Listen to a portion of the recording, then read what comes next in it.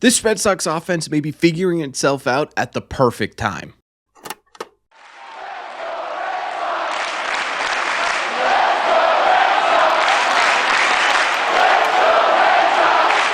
What is going on, everybody? Welcome back to Red Seat Radio. My name is Corbett, and thank you very much for clicking on this video. We got a sweep, ladies and gentlemen, and not the Angels type of sweep we saw earlier these couple of weeks, but a legitimate sweep of the Washington Nationals. Red Sox took all three games from this Washington, D.C. baseball team, which officially, for the first time since June 22nd, puts them over 500 again at 46-45 on the year. Unfortunately, it didn't do much in terms of their standings, though. The Jays are on just an absolute tear right now, and the Mariners have won 3 straight, so they are still 2.5 games back of a postseason spot. But regardless, there were a whole lot of good things that came from this series. In particular, we're talking about a whole lot of good things from this Red Sox offense. But before we break down what's going on with the offense right now and what's happened over these last couple of weeks, I did want to mention one pitcher that deserves their spotlight in this video, and that is Lucas Giolito, because coming into June 1st, or his first start in June, I should say, I don't know if he started on June 1st or not. Either way, he had a 6.42 ERA, a 4.78 FIP. People were starting to talk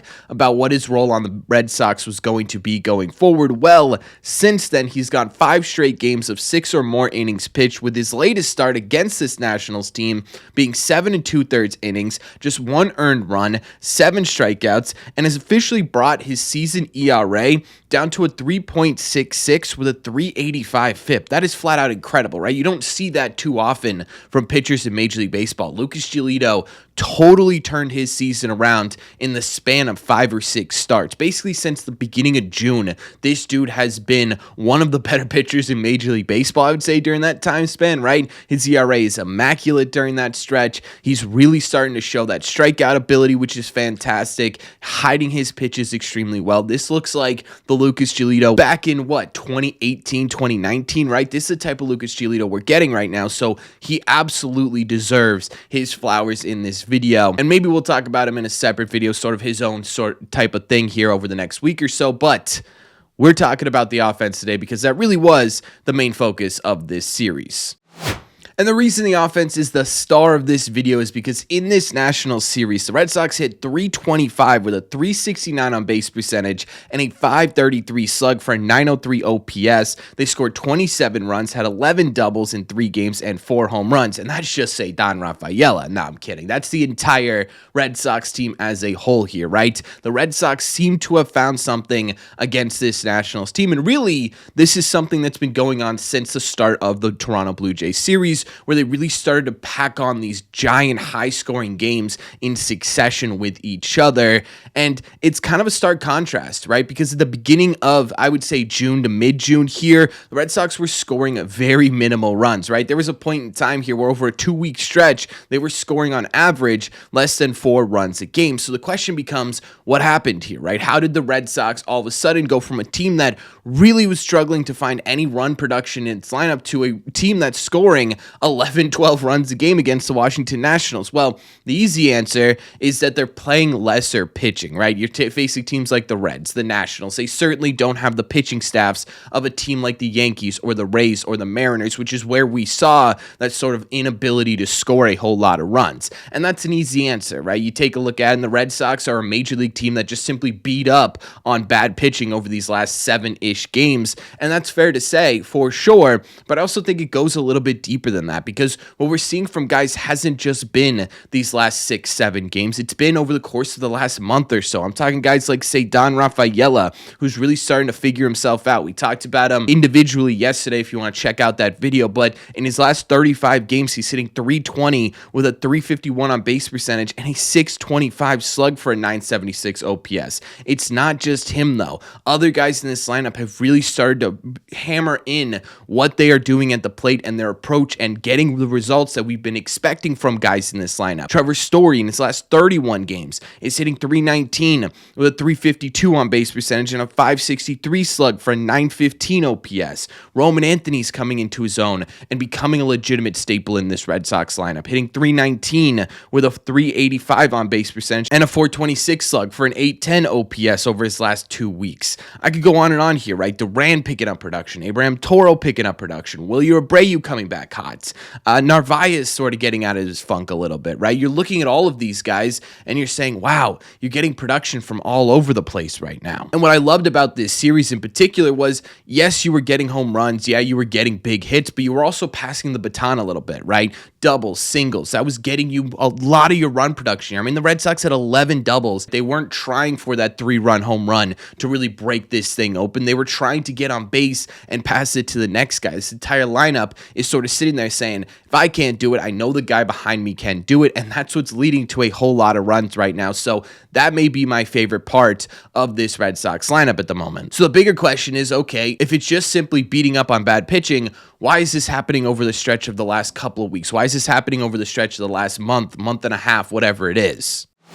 Well, I think if we're trying to figure out why the Red Sox offense has been so up and down this year, the answer is incredibly simple, and it's something we've talked about 1,000 times, right? It's the consideration that this lineup is just simply incredibly young. I mean, we went through this list, right? And it was Ceddanne Rafaela, who is in his second year in Major League Baseball, who is 24 years old, right? You're talking about Roman Anthony, who's played a little bit over a month at this point in Major League Baseball. I think it's like a month and a half overall for the rookie. You've got Trevor Story, who's been injured the last couple of years, right? Coming back from injury. Really, this is his first full season since the Colorado Rockies, basically, right? It's been a long time since Story's been this healthy. You talk about guys like Narvaez, Wilyer Abreu, Marcelo Meyer, right? These are all younger players on the Boston Red Sox, and we've talked about this 1,000 times. There are going to be ups and there are going to be downs, and what you're seeing right now are one of those ups, right? You're seeing these guys make adjustments in Major League Baseball. You're seeing, more importantly, the adjustments actually pay off. You're starting to see them figure themselves out at the plate a little bit and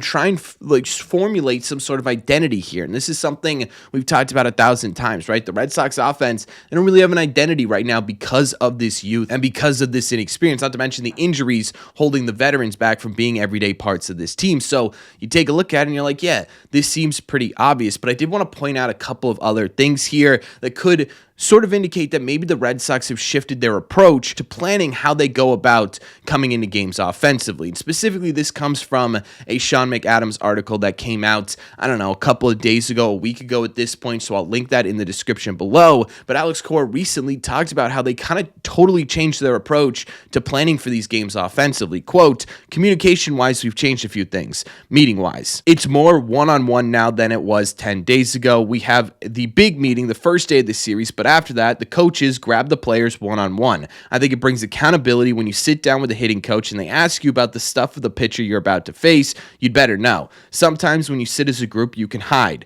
We talked about it on the way here from Anaheim last week, and we started doing it against the Blue Jays. I think it helps the kids to sit one-on-one with them and explain a few things. Since the start of the Red Sox with this sort of new personalized approach for every single player in this lineup, the Red Sox have found something here. They're hitting .330 with a .380 on base percentage and a .586 slug for a .966 OPS since the beginning of that Blue Jays series. Clearly, just simply making everyone accountable. And it's not so much just calling people out for not being prepared for games. It's mostly just helping these younger kids develop their ability to prepare for these games, right? Again, it doesn't really necessarily mean that guys were slacking off for the first, 90 or 80 games of the season or whatever. It mostly means that, hey, maybe we were sitting there and we were undervaluing how difficult it was for these rookies to really come up with a sound approach for each of these individual pitchers. And by being able to go in with these guys one-on-one,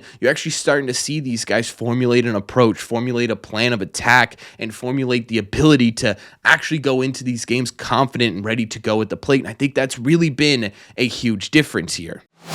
The other thing I think that really stands out when we're talking about how good the Red Sox offense has been lately has been their ability to really handle matchups well, right? You talk about last season, and one of the big things that held the Red Sox back was their struggles against left-handed pitching. I mean, they were terrible against left-handed pitching last year. I think actually this year it may be a strength of this Red Sox team because right now they've one of the best 1-2 left-handed pitching, right-handed hitting punches in the entire sport right now. You've got Romy Gonzalez, who's hitting 393 off of lefties with a 449 on base percentage and a 689 slug for a 1.138 OPS. Just flat out mashing. He's actually currently top 5 in baseball with his OPS against left-handed pitchers. Rob Refsnyder is the other one. He's hitting 288 with a 388 on base percentage and a 948 OPS, which is 25th in baseball. Then you got guys like Narvaez, who's also in the top 30 with his OPS against left-handed pitching.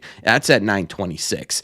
It legitimately went from, okay, this is a real problem for the Red Sox to this is a legitimate strength of this Red Sox team. When there is a lefty on the mound, the Red Sox tend to produce more. It's because they are relying on guys like this in their lineup. They found situations to really allow these guys to sort of break out. Romy Gonzalez, Rob Refsnyder, they were role players on the Red Sox, and right now they are playing their role really, really well. I would say exceptionally well, and we got to give credit where credit is due for these things, right? We rag on this coaching staff constantly game after game. There are comments every single game about how Alex Cora is managing a bullpen or the defense. Well, we also have to give them flowers when they do things like this, right? Where they figure out a new approach for these rookies, where they figure out matchmaking for this lineup in general, right? You got to give flowers where flowers are due, and I think Cora and this coaching staff deserve some flowers for what we're seeing offensively from the Red Sox right now. So you take a look at everything, right? And you say, okay, this is fantastic, Corbin. They've been really good, right? But they've also been beating up on bad teams,